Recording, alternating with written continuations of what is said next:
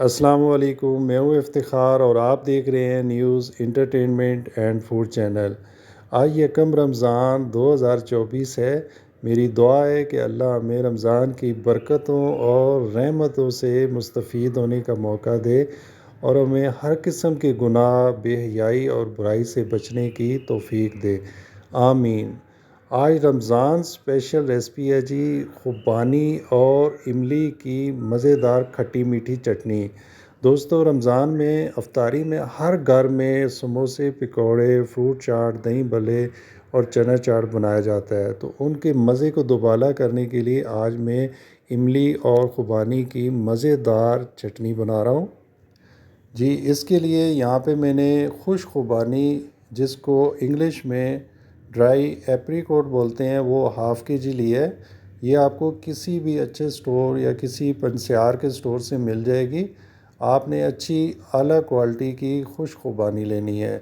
इसमें एक low quality भी होती है जिसका कलर डार्क होता है, वो वाली आपने नहीं लेनी, वरना आपकी ये चटनी मज़ेदार नहीं बनेगी। अब आपने सबसे पहले इस खुबानी को खुले पानी से 2 से 3 दफ़ा वॉश कर लेना है। हर दफ़ा पानी आपने चेंज करना है और उससे इसमें मिट्टी वगैरह अच्छी तरह साफ़ हो जाएगी। और उसके बाद आपने इसमें 2 से 3 गिलास पानी डाल के आपने रात भर इसको भिगो के रख देना है। दूसरा इंग्रेडिएंट है इमली। यहाँ पे इमली मैंने 100 ग्राम ली है, क्योंकि इमली खट्टा होता है इसलिए मैं ज़्यादा यूज़ नहीं करूँगा। और इसमें भी 2 गिलास पानी डाल के इसको रात भर भिगो के मैं रख दूँगा। अब आप ये देख सकते हैं कि रात भर मैंने इनको भिगो के रख दिया था। अब जो खुबानी है अच्छी तरह नरम हो गई है, ये फूल फूल गई है और ये बिल्कुल सॉफ्ट हो गई है, जैसे बिल्कुल फ्रेश ताज़ा खुबानी होती है। और इसमें से अब थोड़ी सी मकदार जो है वो मैं अलग कर दूंगा। और क्योंकि ये जो मैं चटनी बना रहा हूँ इसमें कुछ थोड़ी मकदार में साबुत खुबानी डालूँगा और उससे ये बहुत ही मज़ेदार जो है आपकी चटनी बनेगी। और इसका टेस्ट बिल्कुल जैसे आलू बुखारे की चटनी होती है उस तरह होगा।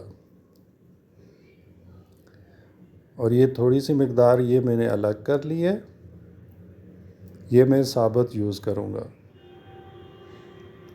अब जो बाकी को खुबानी है उसको मैं एक जग में डाल के इसको अच्छी तरह ब्लेंड कर लूँगा, इसका पेस्ट बना लूँगा, बारीक इसको पीस लेना है, इसका पल्प तैयार कर लेना है। और जो पानी जिस पानी में भिगो के रखी है उसी में इसका पेस्ट बनाना है, उस पानी को ज़ाया नहीं करना आपने। ये देखिए पेस्ट बन गया, तैयार हो गया है। और इमली जिसको भिगो के रखा था उसको आपने किसी चम्मच से या हाथ की मदद से इसको मैश कर लेना है ताकि गुठलियाँ वगैरह अलग हो जाए।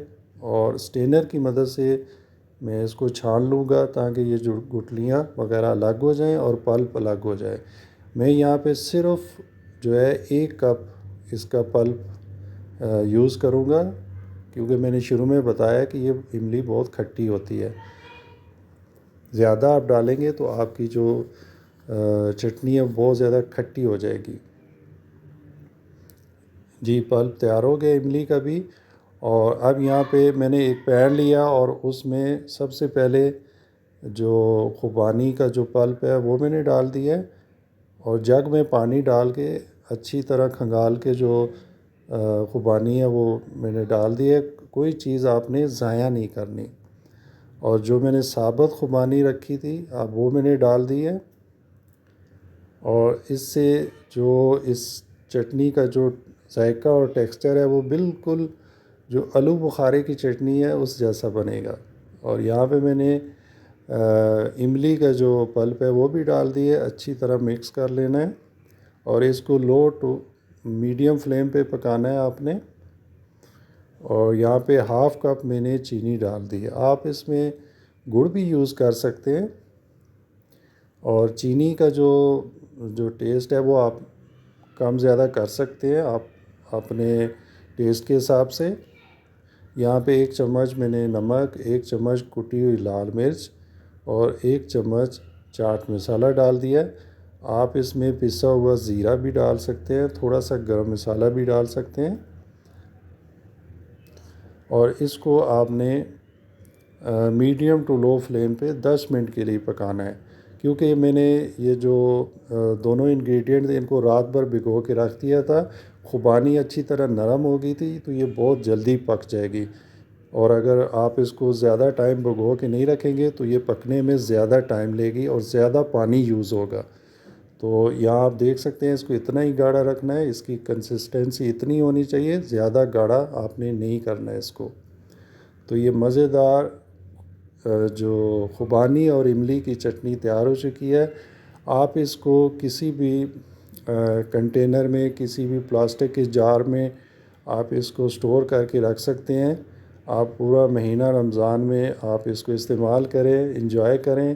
तो मेरी वीडियो कैसी लगी प्लीज़ शेयर करके बताइएगा, कमेंट्स कीजिएगा। थैंक यू, अल्लाह हाफ़िज़।